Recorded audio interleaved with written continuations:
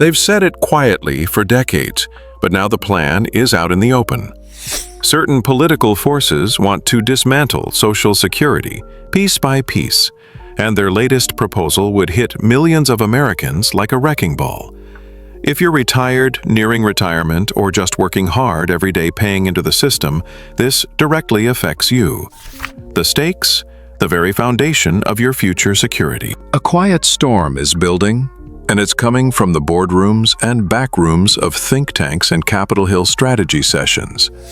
The new solution to America's aging population and stretched resources isn't more support, it's more risk for you.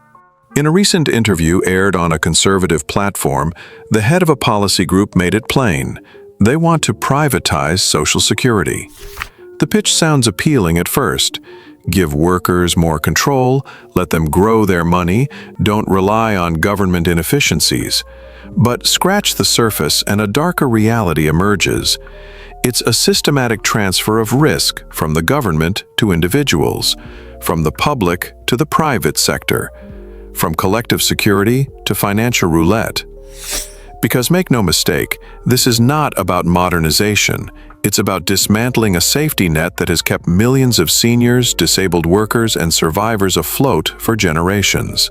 Under the current system, Social Security provides a stable, lifelong income. You pay in while working, 6.2% of your paycheck, and your employer matches it. That's 12.4% dedicated to ensuring Americans don't age into poverty. The result? A guaranteed payout, immune to stock market crashes and financial crises. Now, the privatizers want to carve out a portion of that 12.4%, reroute it into private investment accounts, and hope that over time the market delivers better results. They tout grand returns, like $8,000 per month in retirement, without acknowledging that this plan drains money from the trust fund. And that trust fund is what pays today's benefits. Here's the brutal irony. The very act of reform could bankrupt the system even faster. They're selling a dream funded by sacrificing the people already relying on the system today. Today, over 67 million Americans receive Social Security. For many, it is their only reliable source of income. Redirecting even a portion of payroll taxes away from the trust fund means that reserves will deplete faster, pushing up the date for across-the-board benefit cuts. Currently, projections show that without new revenue, Social Security benefits will be slashed by about 23% within the next decade. That means someone receiving $1,600 a month might suddenly have to live on just $1,230, with no warning, no backup, and no recourse. And what about the promised 401k-style riches? We already have a massive private retirement industry, and the reality is sobering.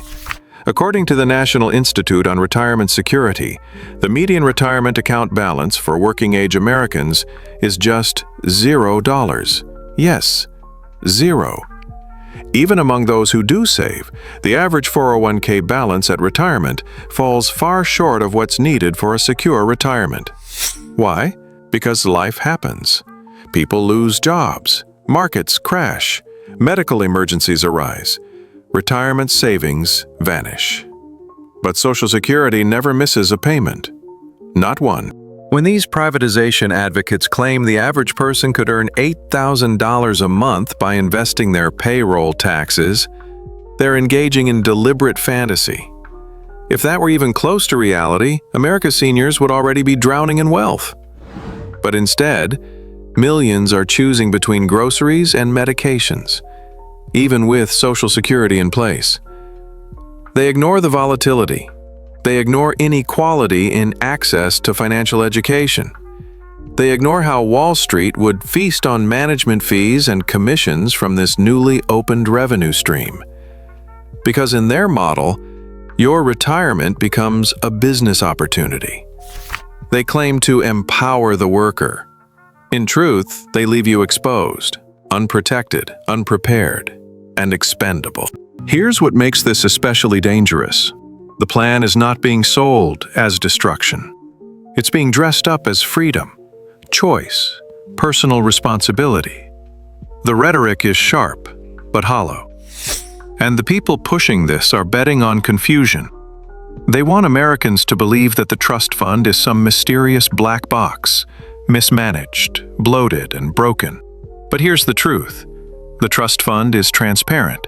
It is audited. It is legally obligated to pay benefits. What's not transparent? Private accounts, fund managers, Wall Street brokers. They call it reform. What they mean is replacement. The wealthier few may weather that system, but what happens to the millions of working-class Americans, gig workers, single parents, hourly employees, who don't have extra money to invest? They get left behind. There are real solutions to Social Security's challenges. None of them involve gambling with people's futures. A 1% increase in the payroll tax, phased in over several years, would shore up the trust fund and ensure solvency for nearly a century. That's 1 penny on the dollar to preserve a promise millions depend on. Alternatively, lifting the income cap on taxable earnings, currently just $168,600, could generate billions in revenue from high-income earners who currently pay the same rate as working-class Americans. But those options don't enrich the private sector. They don't cut the government out, so the privatizers reject them. They claim that Social Security is going bankrupt. In reality, it's under pressure, not collapsing. And the system can be fixed if we have the will to do it. The battle lines are clear. Either we strengthen the promise of Social Security, or we abandon it. Either we raise revenue, modestly and responsibly, or we start gambling on markets and strip future generations of guaranteed security. This is no longer theoretical. Hear the language. Watch the interviews. The groundwork is being laid and the strategy is moving forward, quietly but steadily. And once privatization begins, it won't stop. The logic of profit demands expansion, more accounts, more risk, less security, fewer guarantees, and more Americans left behind when they need help the most. The question is no longer if they'll try to change Social Security, but how far they're willing to go, and how long we'll wait before fighting back.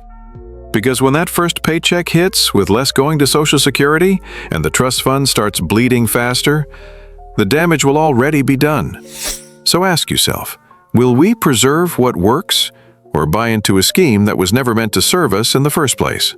And here's what you won't hear in the headlines tomorrow. Who exactly stands to profit if this system collapses? The answer is coming.